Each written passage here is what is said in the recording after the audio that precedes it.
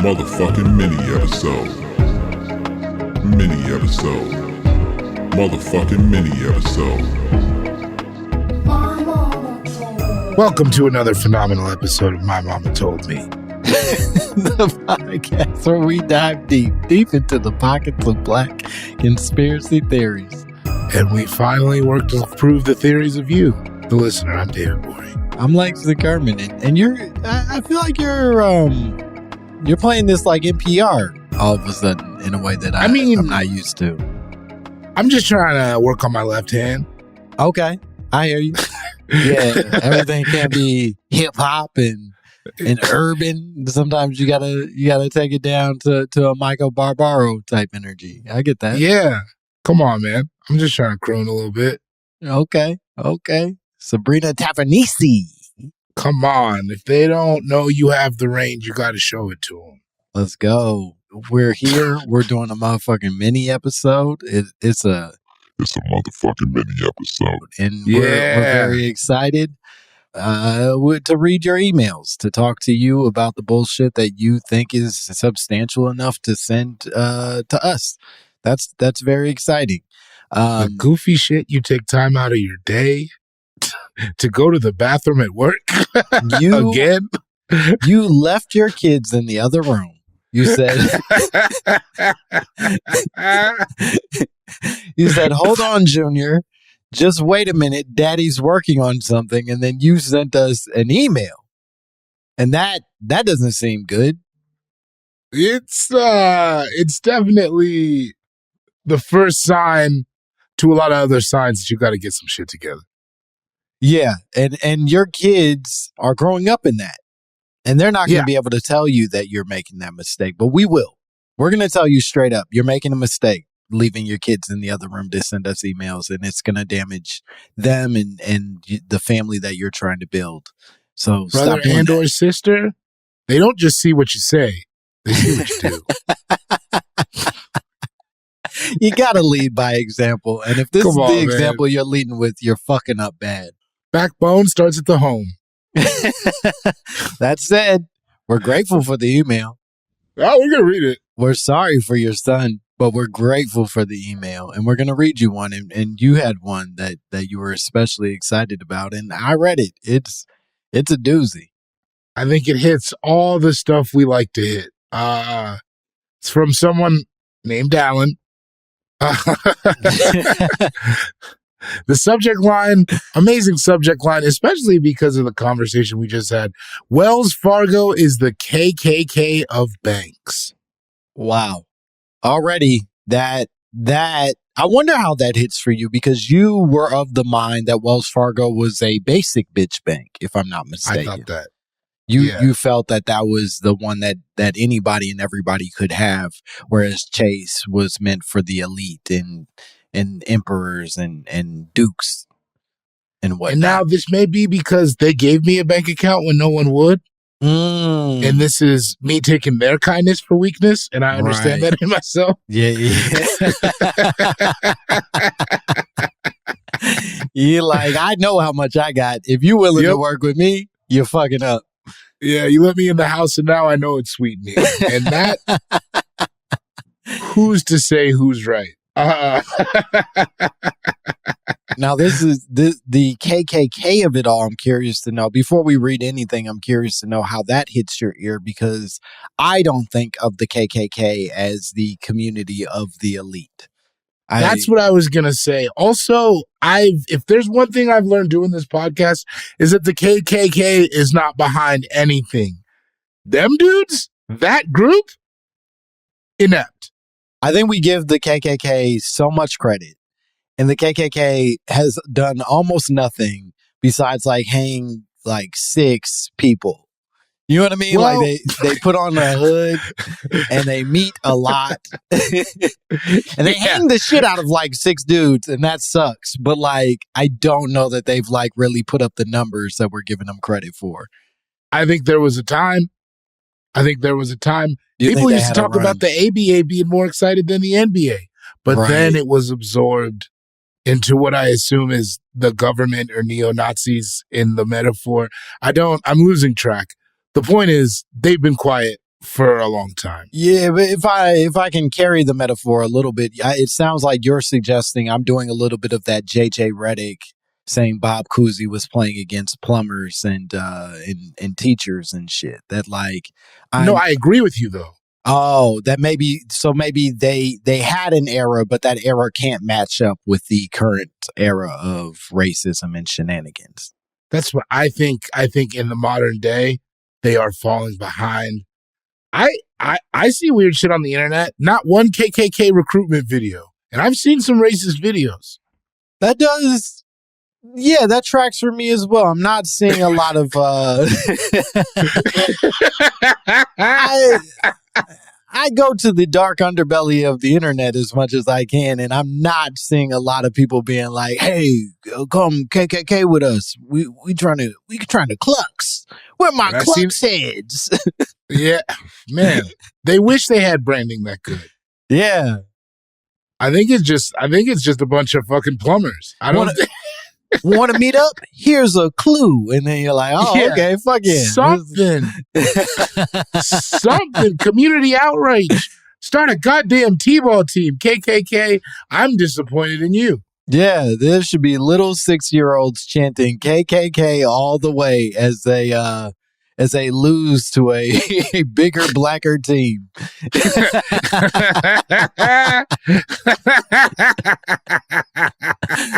Filled with dark-skinned Spanish men who claim to be the same age. Are you that type of athlete? Do you feel like had you played like a KKK church league, you would just ball out of your mind? There were very rare occasions where we were playing all white teams that I didn't feel like we were gonna lose. You know what I mean? Like I always thought we were gonna bust their asses. And then occasionally you had like heard the legend of like how this whole team is just filled with shooters, and it's like, all right, well, maybe it's gonna be a different kind of game. But for the most part, if there was an all white team, we were like, no, we got this one. This is gonna be This is what we've been looking forward to. These are the treats, fellas. Yeah. We run those drills so that we can celebrate. You know what I mean? Yeah. This is a Faustin game. And sometimes I want to be fair. Sometimes I was completely wrong, right? That sometimes you go, we about to bust these white boys' ass. And then you show up and they can hoop. They can play. But then a lot of times you were right. And that was nice. Yeah, that's a good feeling. It's the little things, you know? Yeah. Black boy joy. All right, let's... We got to get into this email. All right, let's do it. Good evening, gentlemen. I'm not going to sugarcoat this. Wells Fargo calls black people mud people and called the loans they gave them mud loans. This is a bold claim right from the start. Because I think the language implies that they are currently doing this. Do you know what I mean? Currently you walk into a Wells Fargo and behind that thick glass that they keep those minimum wage workers safe. They go, oh, we got a mud person coming in, and they ring a little mud bell, and maybe a different black employee comes out to make sense of your mud talk. Like, it really feels like it's an act of racism. You know what it feels like? Alan used to work at Wells Fargo.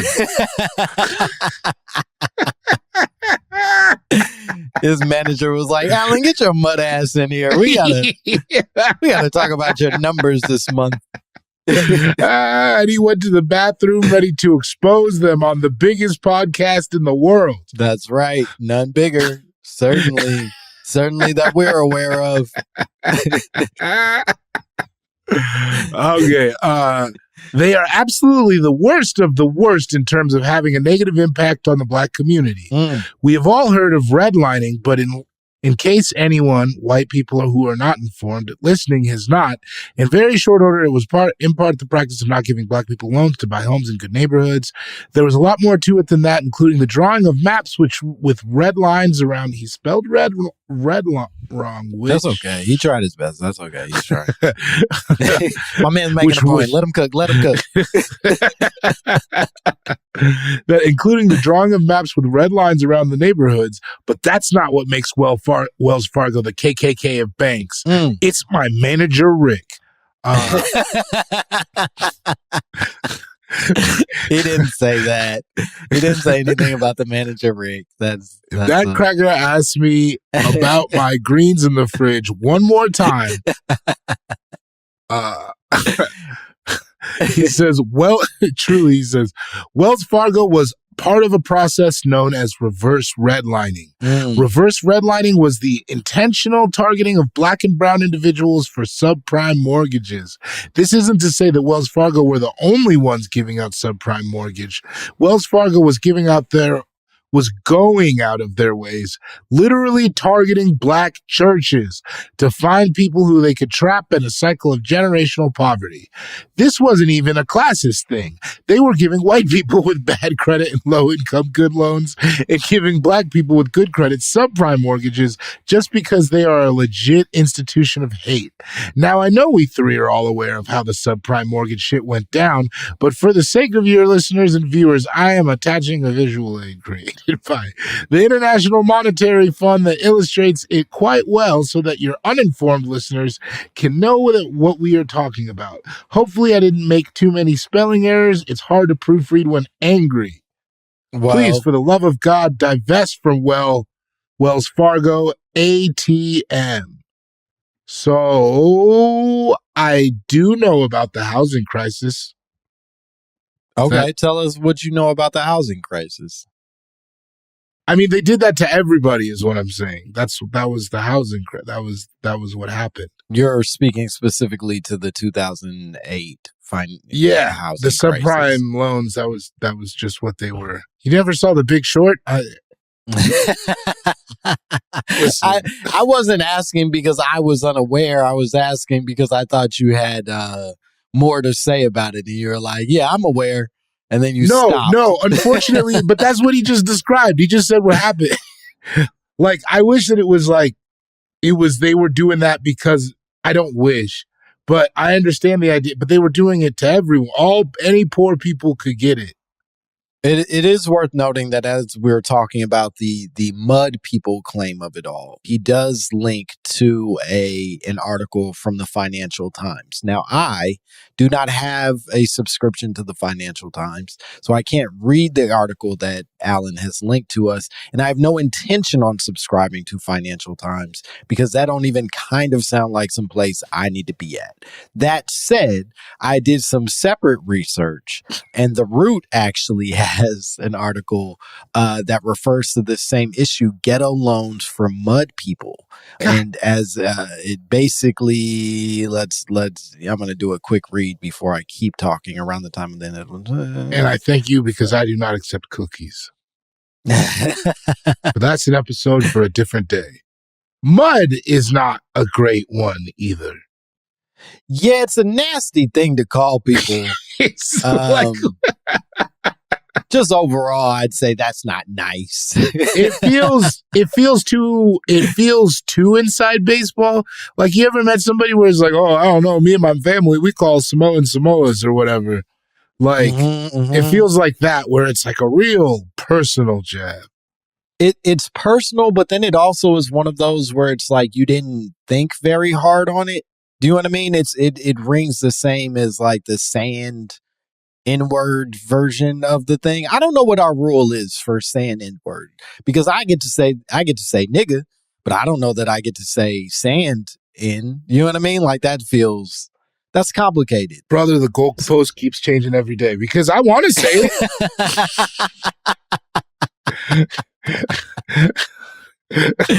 I just don't want to say it in hate. I don't want to say it as a bigoted word. I just want to be able to talk how I talk.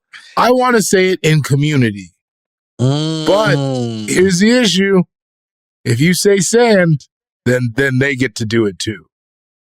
And frankly, I don't want to open that door up for anybody else. That seems awful. That's the difference. I don't want any white person to think like, well, Here we go. This No, is my no, big no, no, not opportunity. white people. I meant Arab people. They can say it as well. Oh, sure. Yeah. You're saying that it can that it's a reverse. Yeah, no, It's that not other a- door is always closed. Are you crazy? It's not a skip. It's That door has a lock on it, and I threw it in the basement. I don't feed it much.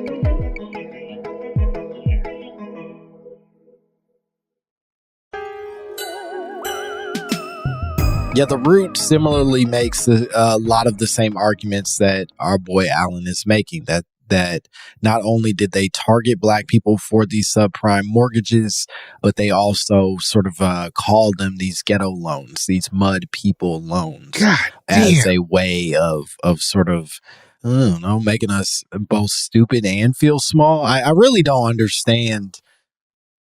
I guess here's what frustrates me with this kind of racism is you don't have to be mean about it to be mean about it. Do you know what I mean? Like, you were targeting black people for subprime mortgages. You're ensuring generations of people are going to go without proper shelter and food and money. And you're really fucking destroying our community.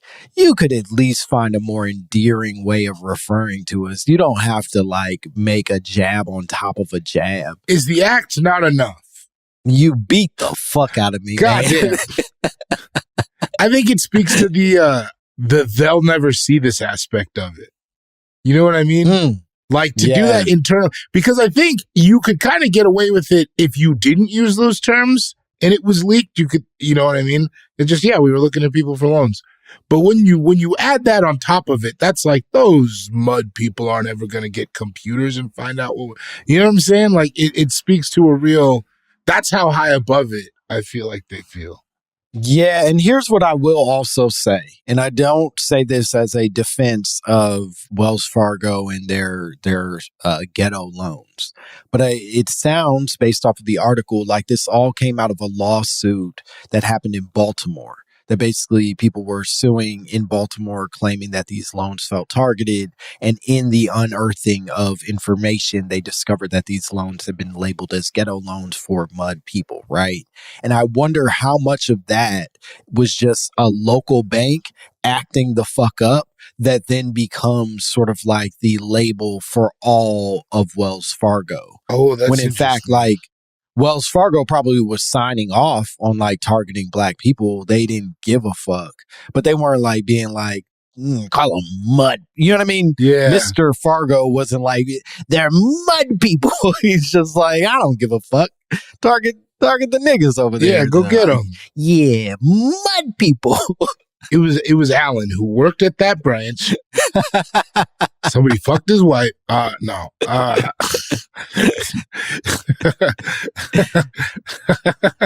Fuck the mud out of her.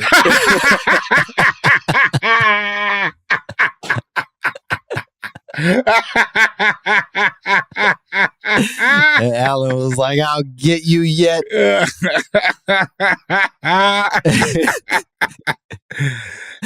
And here we are talking about it. So hats off to you, Alan. You cuck. I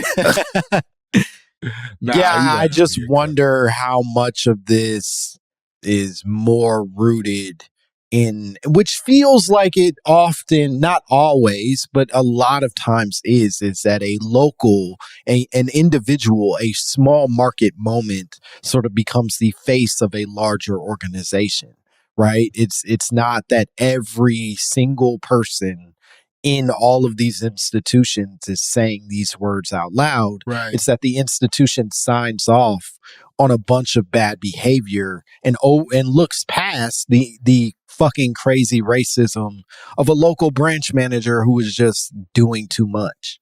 I think we get that. I think that's fair. I think that happens with companies a lot where it's like, Chili's might not be racist, but the bartender at that Chili's is racist. Yeah, and if Chili's isn't willing to act to resolve that racism, or doesn't feel a real need to resolve that racism, then maybe Chili's needs to be held accountable. But that doesn't change the good non-racist things that they do, like those Southwest egg rolls. Exactly. And it's like, and Chili's, if you are trying to reclaim your reputation in the community, send your boys a couple chicken crispers, you know? Some triple dippers. Come on, man. Come on, man. Got a big platform. We got a big platform and we like big platters. Come you on. do that, we do this.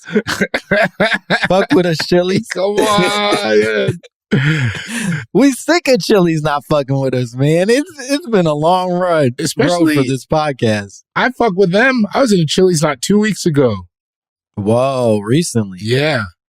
What's your thing? What do you do at Chili's? Their burgers are really good. Yeah, weirdly I like enough. burgers. And then triple dipper though. Mm. Sometimes it was we went to Home Depot and World Market, and then there's a Chili's over there. It was like, we're already out. Yeah. You know what I'm saying? As a child, I used to think that the fajitas were the move, and now as an adult, I know that that's a mistake. That's a big ruse, but it's a lot of sizzling, but it ain't the best flavor or experience that you can have at Chili's. That said, just the thrill of being in the Chili's as a young man was everything to me. Oh, he comes out and that sizzles for you? Highlight of your week. Come on. Everybody sees. Now they know. Now they know who's sitting over here. Yeah. Nah, they know who likes hot chicken. They don't even talk about the flavor. The selling point is that it's hot as hell. It's hot as hell. These tortillas are trash, and these chickens are hot. Yeah, it's fresh. He also, it's worth noting, Alan sent us a chart that sort of breaks down a lot of it says the theory on how the financial system created AAA rated assets out of subprime mortgages. I am not a learned enough man to understand this chart. It is very complicated. It has a lot of arrows and big and small writing next to said arrows. Many colors. I'm not going to make sense of any of it. A lot of colors, weird tiers being sort of broken down. I don't even know what the fuck I'm looking at. That said, it looks legit. Yo, yeah. You know what I mean? It doesn't look fake. You look at this and you go, Money Man made this. Yeah. This is a man who has one of those fountain pens in his pocket. Yeah. No, I'll take it. I will take it for sure. Listen, I started off on this conspiracy. I think I'm back in. You're back in. I think I'm back in. And when you say off, you didn't fully believe the mud people of it all. Well, here's my feeling is that with things like this, I have a hard time believing that if one wasn't doing it, another wasn't. Or if one was doing it, another wasn't. Right. Yeah. And I do think he sort of acknowledges that in the email. And certainly it is worth us talking about now, is that while Wells Fargo obviously took it too far with the mud people of it all, they're not at all exception to what I imagine was the rule of every bank at this time. They were targeting the poorest people, or at least the most strategically poor people, to try to get them to invest in these loans where they'd spend their lives having to pay back more money than they were worth. That was the game. And that remains the game of loans. Even now, it just isn't necessarily tanking the housing market the way that it was previously. And so, to expect that Wells Fargo is assholes and fucking Bank of America was nailing it feels silly. I think that's my greater point, is that it's not just that Wells Fargo is the KKK of banks. They're all KKK. They may not all say mud people, and that, you know, definitely that sucks. But I do think that, I don't think the behavior is any more sinister than any of the other ones. Yeah, we're mud people wherever we go. It's just a question of whether they write it down. Yeah. Damn. Well, Alan, this was illuminating for sure. I think your conspiracy theory seems completely correct. I think that banks remain intentionally targeting poor people, and unfortunately, Black people make up a big population, or certainly our population has a major swath of poor people and people who are financially ill-informed. And so, yeah, they're constantly finding ways to trick us. And sometimes they're even willing to write down mean things about us in these financial institutions. Well, that being said, Langston, can you tell the people where they can find you? I hope you fucking feel good about yourself, Alan. God damn. I hope this makes you feel real warm inside. You garbage man. You came to us on a peaceful day. I was having a great, I was having all the things I like to do so far I've done today. We were both having good days. Nothing could have hindered our stride. And then here you come, a motherfucker named Alan, If talking that is about your real name. talking about, your bank calls you a mud person, and you're like, but fuck, I like Wells Fargo. They've been good to me. And you're like, yeah, but they think you're a mud person and they'll try to steal from you. And you're like, fuck. Sometimes I don't need to know. I don't need to know what my girl said about me early in the relationship. I would rather not. You know what I mean? We here now. We're fully committed. We got kids. She didn't know I don't me need to then. know what that. Yeah, you don't know. Come on, man. And whatever you saw, maybe I worked on it. Maybe I changed. Yeah. I didn't, but maybe. I thought about it. I worked on working on it. Come on. The work begins at home. That said, you can follow me at Langston Kerman on all social media platforms. You can watch my special. It's called Bad Poetry. It's on Netflix. You can watch English Teacher on FX, and you can come see us on tour. We are deep in the Start the Steel tour. We're hitting lots and lots of cities. We've already done DC and Chicago, but man, come see us in LA. Come see us in Denver. Come see us in Houston, Austin, Dallas, Atlanta, Seattle, Portland, San Francisco. That's, I think, most of them, if not all of them. Maybe what am I missing? No, Probably you hit it. others, but Boston? I hit everything. Did you say Boston? Oh, Boston. That's what Brooklyn, Boston, all of those places. We're excited for y'all to buy tickets. The tickets are moving, but we want them to move faster. We want them to fucking buy the tickets faster because we want to feel satisfied and not at all worried that we're going to show up and there'll be 8 people there who are like, we're big fans. And you're like, bitch, why don't you have more friends then? Yeah. Why don't you invite everybody you know to solve this problem for us? We don't want losers for fans. No, you got to be real popular to fuck with us. Cool kids only. And not those cool kids who are like loners. Cool kids who are real socialites. Yeah, That's what not we actually want as cool fans. kids. The cool kids will do anything for it. Yeah. Not the ones with a strong sense of self.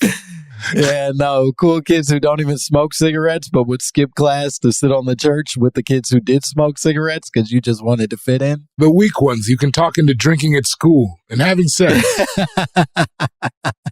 Pull that fire alarm, we say, and you do it because you want to fit in. Yes, exactly. Well, that's all my stuff. What you got? Cool Guy Jokes 87 on Instagram and TikTok. Go over there and help me feel better about myself. Also, you can buy my special, Birth of a Nation, on Patreon, patreon.com/David Borey. I got the special, all kinds of videos over there for you. And then, yeah, come see us on the Start the Steel tour. I hope that we will be in LA today. Is that right? Yeah, that sounds about right. Yeah. So come see us tonight. We got motherfucking Wayne Brady, y'all. Wayne Brady's coming to kick it on the podcast. That's crazy. I would buy a ticket for that, and I don't want to go to shit. No, Wayne Brady's cool as shit, and he's coming and hanging out with us. You should be so lucky as to be a part of that. So come see us. Yep. But yeah, that's it. All right. Well, send us your drops. Send us your own conspiracy theories. Send us an argument that Wells Fargo, in fact, meant mud people endearing. Like it was like a loving mud people thing that they're saying. Send it all to mymommapod@gmail.com. We would love to hear from you. Like, subscribe, buy the merch, rate, review. Bye, bitch. Give your meat a good old rub. Motherfucking mini episode. Mini episode. Motherfucking mini episode. Motherfucking mini episode. Mini episode. Motherfucking mini episode.